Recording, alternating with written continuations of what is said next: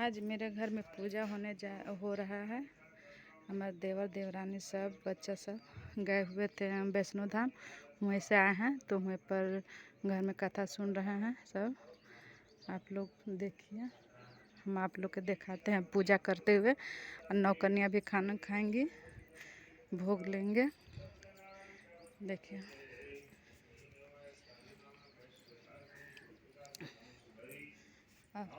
आप लोग वहाँ बैठने वाला को व्रत करते देखा, उनको प्रणाम करने लगा। आप यह क्या करते हैं? इसको करने से किस फल की प्राप्ति होती है?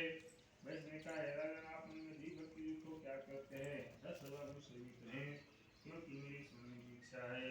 हैरान ने कहा, साधु, मैं तो श्री भगवान विष्णु का पुत्रों से पुत्री आदि की कामना से पूजन तथा व्रत करता हूँ। देखिए क्या हो रहा है। सम्मान पूर्वक कहा है, राजन इस व्रत का समझ बिना मुझसे भी कहें, मैं भी आपके कथनानुसार व्रत करूंगा। मुझे भी संगति नहीं है, इस व्रत के करने से निश्चित ही होगी। सत्यनारायण व्रत का समझदार विधान कहा। वह वैश्य से मिली तो प्रसन्न होकर अपने घर आया। उसने संतान को देने वाले व्रत का विधान अपनी स्त्री से कहकर बोला कि मैं भी व्रत करूंगा, यदि हमारे यहाँ संतान का जन्म होगा।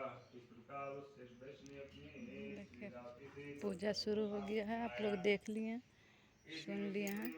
और ये छोटा सा बागान है, इस बागान में देखिए साग सब्जी सब चीज़ हुआ है।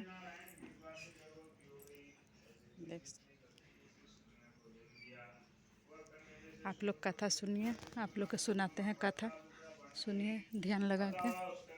हम भी सुनते हैं, सबको सुनते हैं। लीलावती ने अपने स्वामी से विरोध वचन में कहा। लीलावती बोली, हे स्वामी, आपने जिस व्रत का संकल्प किया था उसे क्यों नहीं करते हैं? वैश्य ने कहा, हे प्रिय, कन्या विवाह के समय सत्यनारायण का व्रत करूंगा।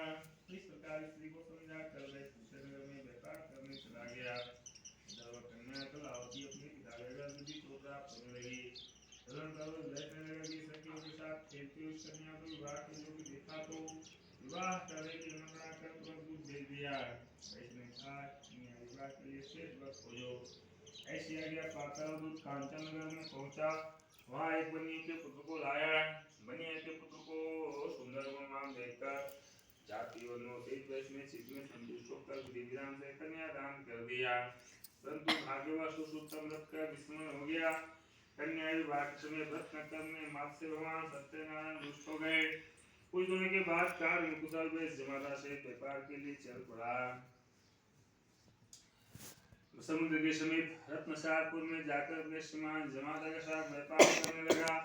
तत्पश्चात दोनों राजा चंद्रकेतु के रमणीय घर में गए। उसी समय सत्यनारायण भगवान ने साधु को भ्रष्ट प्रतिज्ञा देकर शाप दे दिया कि तुम्हें कठिन दुख होगा। एक दिन राजा के धन को लेकर चोर वहां आकर प्राप्त हुई, जहाँ दोनों वैश्य रहते थे। उसी समय राजा के दूतों को वृक्ष आते देख उन्हें वे भी तो धन को स्थान में छोड़कर चोर तुरंत भाग गए। इधर दूत सज्जन वैश्यों के निकट आए, वहां राजा के धन को रखा देख उन बनियों को बांध कर ले आए।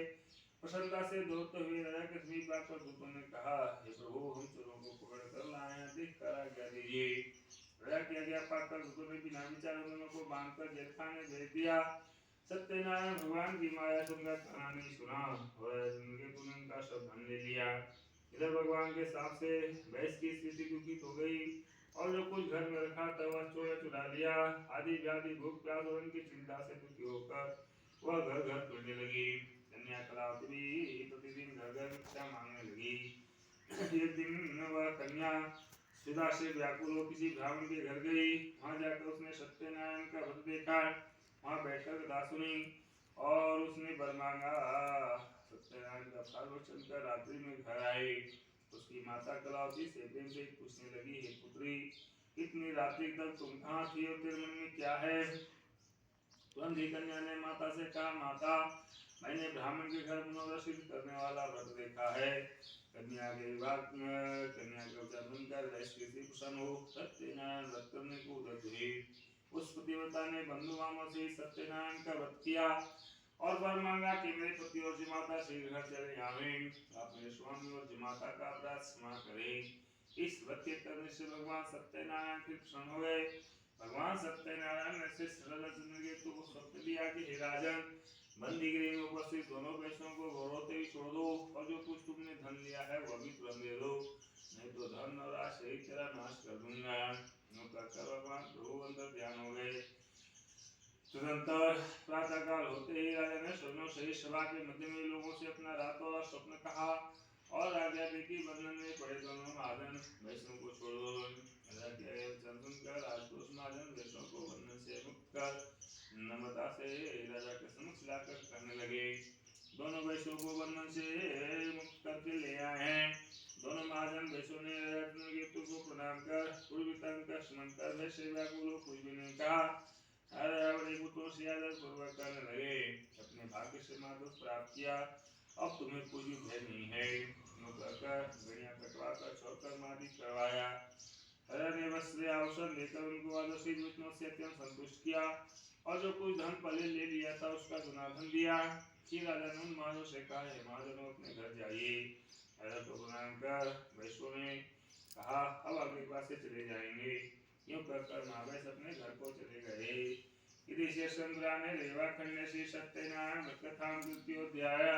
प्रेम से बोली विष्णु भगवान की जय।